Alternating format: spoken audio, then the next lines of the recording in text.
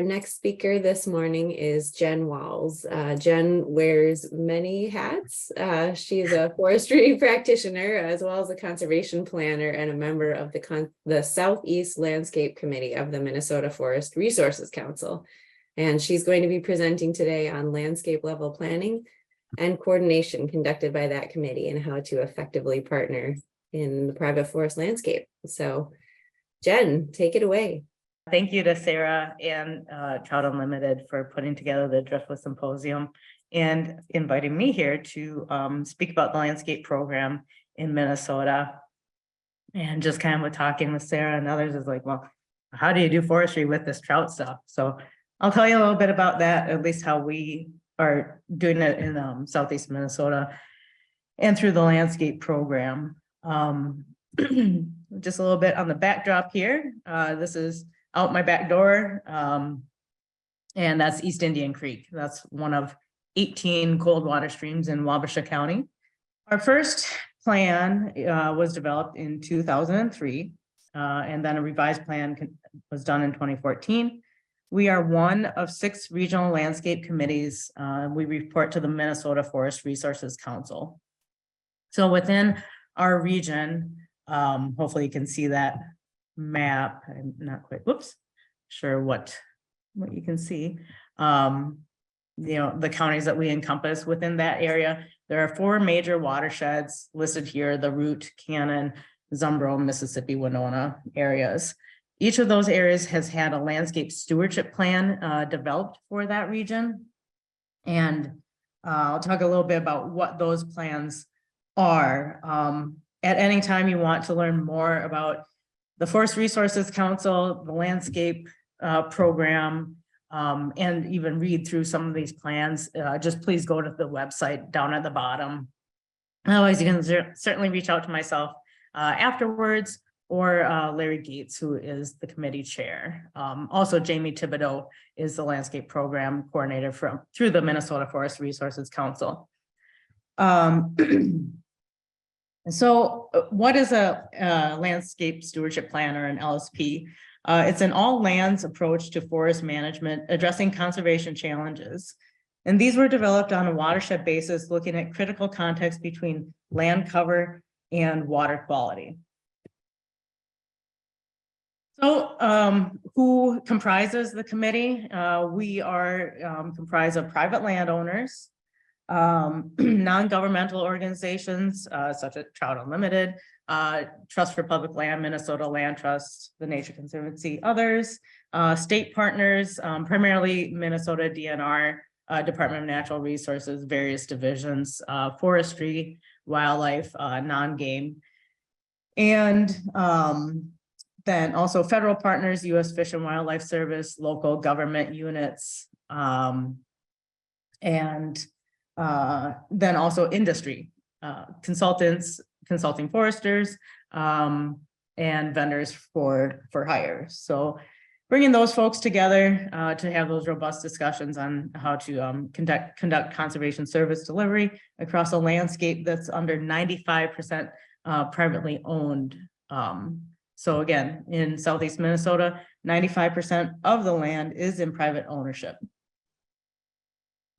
So while we do all these things, bulleted here under direction of the Forest Resources Council, the main one to really bring your attention towards is that 4th bullet. What we do is providing coordinated and effective delivery of conservation services to private lands.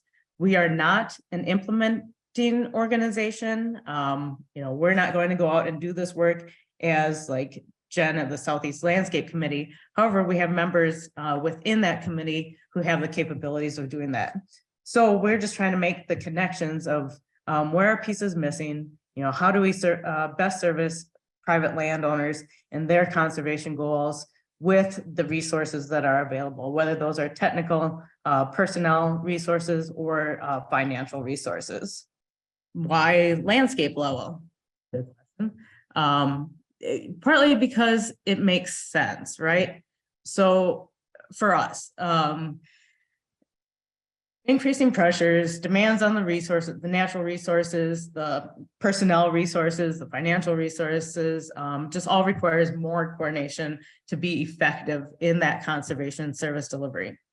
So, we have kind of previous efforts, how everyone worked more in their insular, little boxes, and everything fit. People only wanted to focus on wildlife, only wanted to focus on the stream. But that's not the reality, right? So we need to look at it on this whole lands approach. And down here, in the Southeast, obviously we have the interfaces of ag lands into forested areas, into transitional areas, riparian. So it's complex, right? And you can't do it all. So the best way to do it is bring those groups together, and how to best connect with private landowners for that conservation service delivery. So working collaboratively for the effective conservation service delivery. And scale matters, right? So Minnesota, it's a big state. We're in the Driftless region. That's a big area.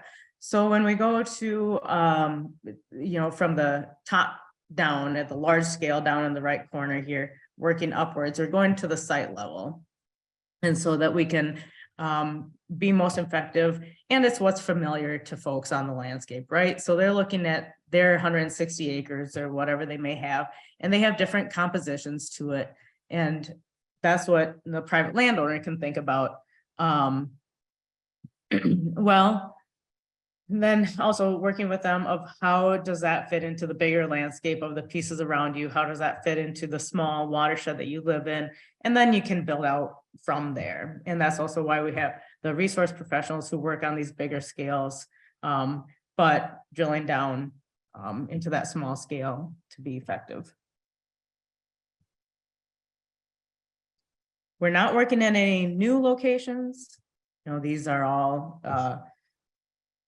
we're not inventing new areas to work in. These are all areas that people have already been conducting work in for 30, 40, 50 years. It's revisiting and reconnecting.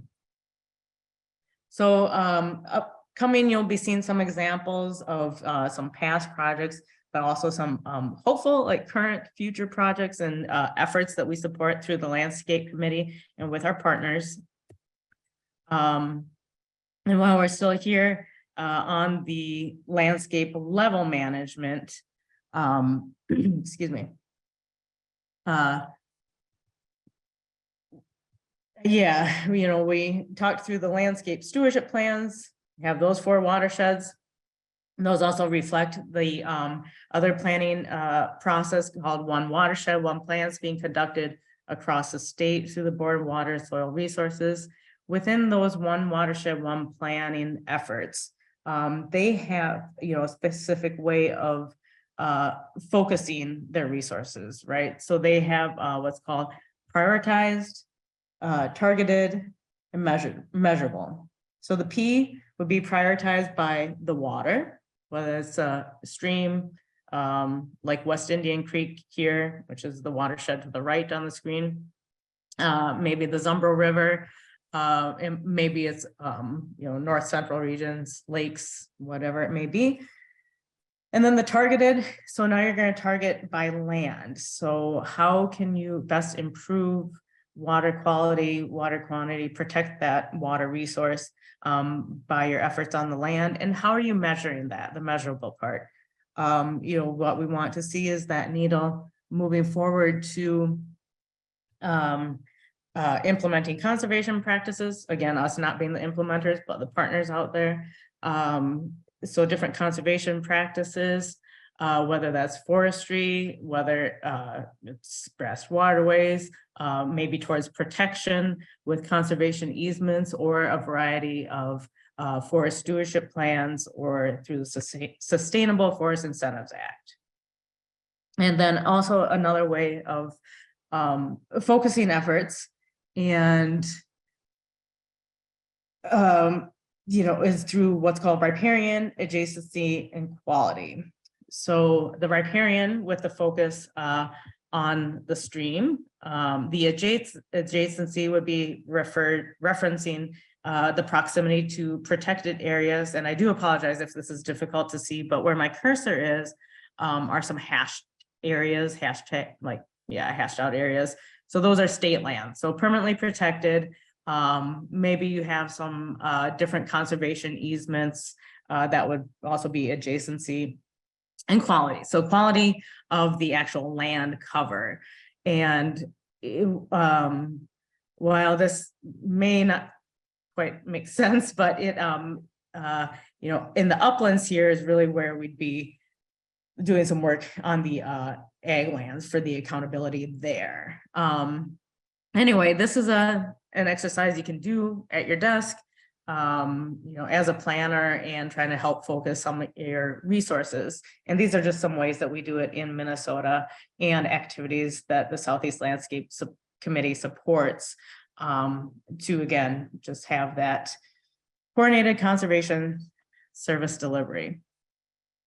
Now we get into the smaller geographic areas. So going from that those larger watershed areas of like the Root, Zumbro, Cannon, and Mississippi Winona, down into some smaller geographic areas. Again, I have West Indian watershed, which is about 17,000 acres on the screen here to the right. Those are its geographic boundaries. And that can just help with organizations, you know, they're limited in their time and staffing and financial abilities. And a lot of this takes time to develop the relationships with the landowners to get the work done, right? So West Indian Creek is the recipient of a federal 319 small watershed grant. The Wabasha Soil and Water Conservation District applied for it and was awarded it, and working directly with the Minnesota Pollution Control Agency with our watershed project coordinator there. I said I was also going to talk a bit about some projects that we have supported. This is a project that was done from 2014 to 2017. It's called Healthy Forests for Healthy Waters. This was all in the East Indian Creek watershed, fairly similar size to West Indian Creek. We'll say about 15 to 16,000 acres. And cold water stream, one with some heritage brook trout in it. This is just a list of some of the outcomes of that. And you may have seen this presentation. Larry Gates gave it at the 2019 Driftless Symposium. So you can get a lot done in a short amount of time, but why it worked was because of the partnerships and the coordination. So you also had a point person, had Larry, who lives in the Valley, working directly with folks. So he had the relationship, had a lot of flexibility in the dollars and how to get the work done. So funding came from Clean Water Legacy, Minnesota Forest Resources Council support with the Nature Conservancy, DNR Forestry, and then again, the Wabasha SWCD. And so working with the SWCD as a fiscal agent, doing handoffs to either them, DNR for forestry burning, maybe natural resource conservation service for some on-farm practices. It really helped coordinate those resources around this watershed.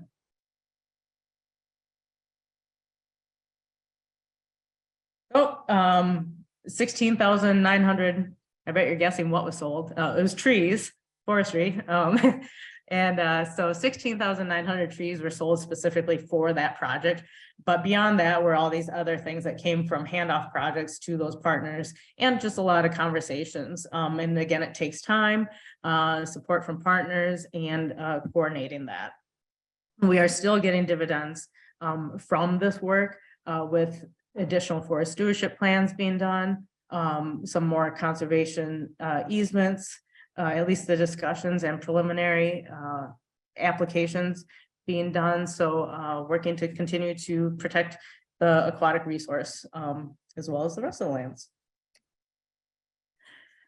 So the next thing, which is pretty cool, is neat, and it's called Forest Edge Forest Bluff Edge, and this is not anything that's currently happening, but rather has been in discussion, and the why, and also this is what we can do with forestry and the trout stuff. So I'm sure many here are familiar with John Hawksmeyer, some of his research, some that he did also in East Indian Creek. I kind of pulled out kind of the main point, but the takeaway here is that by increasing infiltration, we can improve base flows in stream, right? So this shoulder edge or forest bluff edge at the top part of the slope, usually kind of a hard defined line between ag lands and forested edges. It's really critical for infiltration. And that work is also reflected by work done by Jeff Green, Calvin Alexander, Bob Tipping, and others. And so with we keep reiterating this 95% of the region under private ownership. That's important. We have those are our partners, and those are where we have to focus our conservation efforts. So we aren't doing this work insularly. We're working with the Board of Water and Soil Resources to see the possibility of expanding their forestry conservation easement program, see if it can fit. I'm meant to show you what this can look like. This is just from Mintopo, contour lines, and this is in the West Indian Creek watershed in the elevation profile. So you have your 16-foot rise in elevation over 110 feet, and that's your 15% slope, looking at this red vertical line. So if that were to extend another 100 feet, you'd be at 28% slope. So this is where we have, a lot of runoff. You'll see more gullying happening, and also just a lower ecological performance of our woodlands, right? So you have just so much fast water moving through there. So we can protect this critical edge with improved vegetation, maybe through land retirement. We can have better infiltration and reduced runoff. With any of these programs, we need to allow that flexibility in what can be accounted for within the program and what fits for the landowner. So just two different views of the same area from Google Earth. And I try to keep some sort of note, what it can look like with, or kind of the same area on the two views. This line kind of reflects that elevation change. And here on the right, where this blue outline is, that's 6 acres. So if that were to be retired, to like a direct hardwood seeding that reflected the native vegetation, maybe a mix of tall grass or mixed like native grasses and stuff, you can have improved ecological performance at these transitional areas, reduce the runoff and increase infiltration, thus, helping with our base flows in our in-stream habitat. So that's how we do it with forestry. And, that's that. So again, yeah, Sarah did a great job of capturing most of my hats. I'm a member of the landscape committee. I'm an owner of business. I like to chainsaw. And landowner in Southeast Minnesota. That's George. He's my office manager. He's terrible about time management. He just wants to go for walks. But our committee is just trying to coordinate the effective use of programs for conservation service delivery to private landowners. Thanks so much, Jen. I think it's really, really helpful for folks in this audience to be reminded of that private land issue that is unique in the Driftless, I think, compared to other places where iconic trout work gets done. We don't have thousands and thousands of acres of, government forest land serving as, our covering our headwaters and recharge. So I think it's really valuable looking at the different kinds of tools that the Forest Resources Council and the partnerships around water quality in Minnesota have been putting together to kind of tackle that issue in the private lands. So I had one question that came through. Oh, I think they just pulled it out. They were The asking about that rack. riparian, the rack scores. I know you went through a little bit of that description, but could you explain whether those higher values, which way that reads, if as a low Yeah, or a high, is that a good score or a bad score in a rack? right. So it's almost counterintuitive. And here's the best way I can say is partly because so that rack scoring was primarily done in the lakes area. So it makes a little more sense where you don't have these down here, that didn't reflect as well, like the accounting for the ag lands.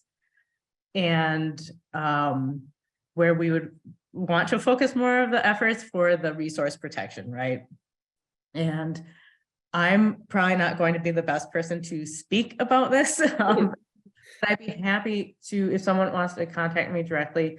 Otherwise, Lindbergh Ekela, who's with the Board of Water and Soil Resources, and Mitch Brinks have gone through the exercise and worked with, so that scoring, right now, that's the only watershed in the Southeast that's had that scoring done. So we're going to have to do some adjusting on that. But typically red doesn't look very good, does it? And and if you're in that watershed, that isn't reflective of that really. Okay. Necessarily, but yeah. A Great answer. If I can ask you to maybe drop Lindbergh's contact info, also like in the chat or in the Q&A section, so folks, if they wanted to learn more about that scoring and how it might be adapted for the Southeast, maybe you'd be willing to do that. Yes, I'd be happy to do that. Awesome. Yep.